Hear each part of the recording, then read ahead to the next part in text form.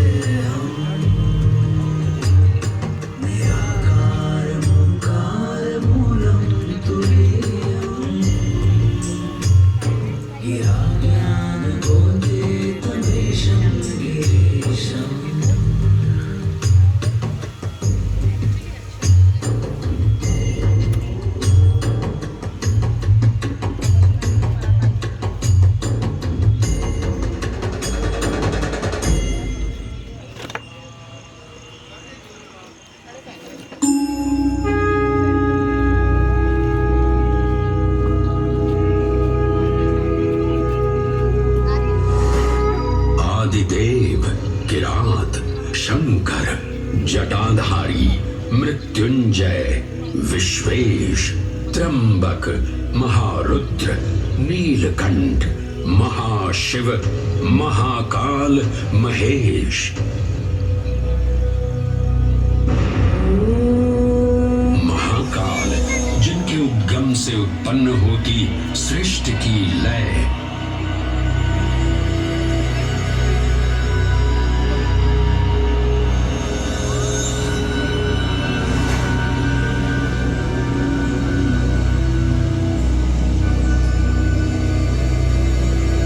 जिनकी मौनता में सन्निहित है समस्त ब्रह्मांड की माया।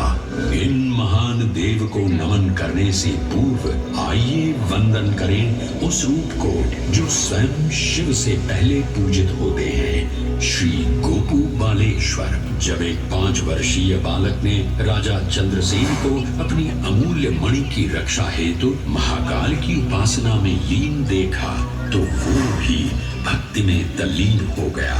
माँ के बार बार बुलाने के बावजूद वो अपनी पूजा में एकाग्र रहा। उसकी श्रद्धा से प्रसन्न होकर भगवान शिव स्वयं उसके घर लिंग के रूप में प्रकट हुए। इस बालक की भक्ति से प्रभावित होकर चंद्रसेन सहित अन्य राजा भी वहां पहुंचे, जहां स्वयं भगवान हनुमान ने भी दर्शन देकर उद्घोष किया कि इसी वंश में नंद जन्म लेंगे, जिनके पुत्र होंगे विष्णु भगवान के अवतार श्री कृष्ण।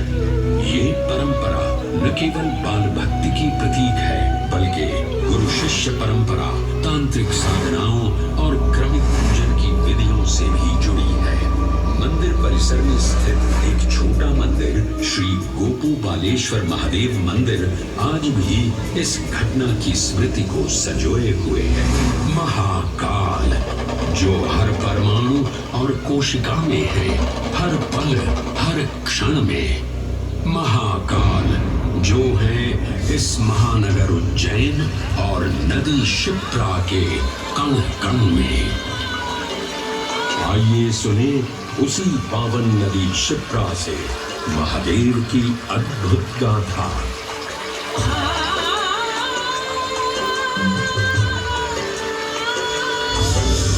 भगवान विष्णु के अवतार वराह हृदय से उत्पन्न मैं पवित्र पावनी क्षिप्रा।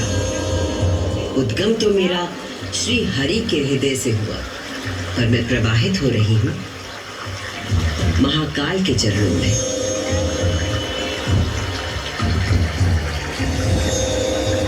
पुराणों में मुझे कई नाम प्रदान किए गए हैं, जबरधनी, पापधनी, अमृत संभवा और क्षिप्रा। वर्तमान कथा का प्रवाह आरंभ करने से पूर्व यह आवश्यक है कि मैं आप सभी को अपने उद्गम की उस दिव्य गाथा से अवगत कराऊं। जिसे जानकर आप अचंभित हो जाओगे। मेरा उद्गम ऋषि अत्रि से जुड़ा है।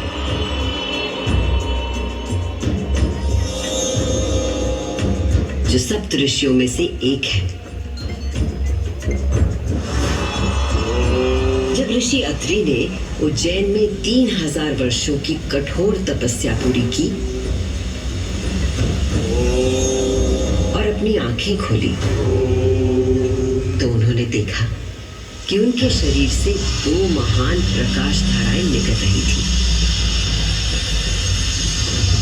पहली धारा आकाश की ओर गई और कहा जाता है कि वो चंद्रमा में परिवर्तित हो गई।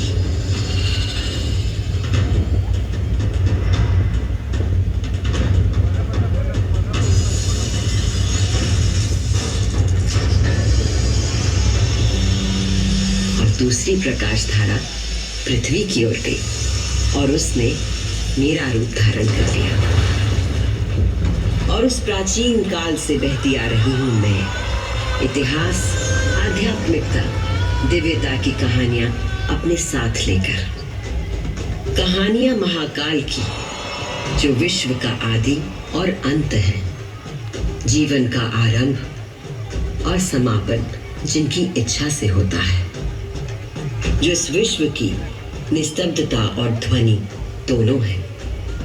कर्पूरगौरं करुणावतारं संसारसारं भुजगेन्द्रहारं सदा वसन्तं हृदयारविन्दे भवं भवानी सहितं नमामि। कर्पूरगौरं करुणावतारं संसारसारं भुजगेन्द्रहारं सदा वसन्तं हृदयारविन्दे भवं भवानी सहितं नमामि। कर्पूरगौरं करुणावतारं संसारसारं भुजगेन्द्रहारं सदा वसन्तं हृदयारविन्दे भवं भवानी सहितं नमामि। कर्पूरगौरं करुणावतारं संसारसारं भुजगेन्द्रहारं सदा वसन्तं हृदयारविन्दे भवं भवानी सहितं नमामि।